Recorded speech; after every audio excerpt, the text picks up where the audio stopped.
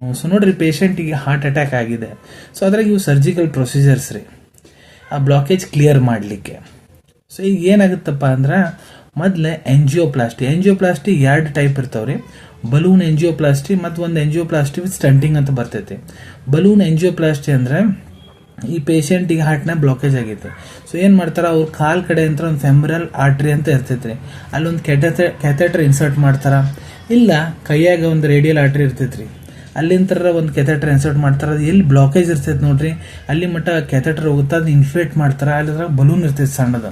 So ಅದು ಎಲ್ಲಿ blockage ಇರ್ತೈತೆ ಆ ಬಲೂನ್ ಹೋಗಿ ಅಲ್ಲಿ ಇನ್ಫ್ಲೇಟ್ ಅಂದ್ರೆ ದಪ್ಪ ಆಗುತ್ತೆ. ಸೊ ಅದರಲ್ಲಿ ಏನಾಗುತ್ತೆ, ಈ ಬ್ಲಾಕೇಜ್ ಇರ್ತೈತೆ ನೋಡ್ರಿ, ಓಪನ್ ಆಗುತ್ತೆ. ಮತ್ತು ಅದು ಹೊಲಸು ಏನಿರ್ತೈತೆ ಅದನ್ನ ದಬ್ ಬಿಡ್ತಾರೆ. ಸೊ ಅದರಲ್ಲಿ ಅಲ್ಲಿ ಏನು ರಕ್ತ ಸಂಚಾರ ಆಗಬೇಕು ಅದು ಬರಾಬರಿ ಆಗ್ಲಿಕ್ಕೆ ಸ್ಟಾರ್ಟ್ ಆಗುತ್ತೆ. ಹಾರ್ಟು ಮತ್ತೆ ನಾರ್ಮಲಿ ವರ್ಕ್ ಮಾಡ್ಲಿಕ್ಕೆ ಸ್ಟಾರ್ಟ್ ಆಗುತ್ತೆ. ಸೊ ಇದು ಬಲೂನ್ ಎಂಜಿಯೋಪ್ಲಾಸ್ಟಿ. ಮತ್ತು ಈಗ ಎಂಜಿಯೋಪ್ಲಾಸ್ಟಿ ವಿತ್ ಸ್ಟಂಟಿಂಗ್ ಅಂದ್ರೆ ಏನು? ಸೊ ಇದ್ರಾಗ ಸ್ಟಂಟಿಂಗ್ ಮತ್ತು ಆ್ಯಡ್ ಆಗುತ್ತೆ ಅಷ್ಟೇ. ಸೊ ಇದ್ರಾಗ ಏನಾಗುತ್ತಪ್ಪ ಅಂದ್ರೆ, ಸೇಮ್ ಫೆಮರಲ್ ಆರ್ಟ್ರಿ ರೇಡಿಯಲ್ ಆರ್ಟ್ರಿಲಿ ಒಂದು ಕ್ಯಾಥೆಟರ್ ಹೋಗ್ತೈತಿ. ಎಲ್ಲಿ ಬ್ಲಾಕೇಜ್ ಇದೆ ಅಲ್ಲಿ ಮೊದಲು ಅಲ್ಲಿ ಇನ್ಫ್ಲೇಟ್ ಮಾಡ್ತಾರೆ. ಬಲೂನ್ ಇನ್ಫ್ಲೇಟ್ ಮಾಡಾದ್ಮೇಲೆ ಅಲ್ಲಿ ಬ್ಲಡ್ ಸಪ್ಲೈ ನಾರ್ಮಲೈಸ್ ಆಗುತ್ತೆ. ಅದಾದಮೇಲೆ ಅಲ್ಲಿ ಎಲ್ಲಿ ಅದು ಬ್ಲಾಕೇಜ್ ಇರ್ತೈತೆ ನೋಡ್ರಿ, ಅಲ್ಲಿ ಒಂದು ಮೆಡಿಕೇಟೆಡ್ ಮೆಟಲ್ ಮೆಶ್ ಇರ್ತೈತಿ, ಅದನ್ನ ಅಲ್ಲೇ ಬಿಟ್ಟು ಬಿಡ್ತಾರೆ. ಹೊಸ ಪಾರ್ಟಿಕಲ್ ಅಲ್ಲಿ ಆ್ಯಡ್ ಮಾಡ್ತಾರ.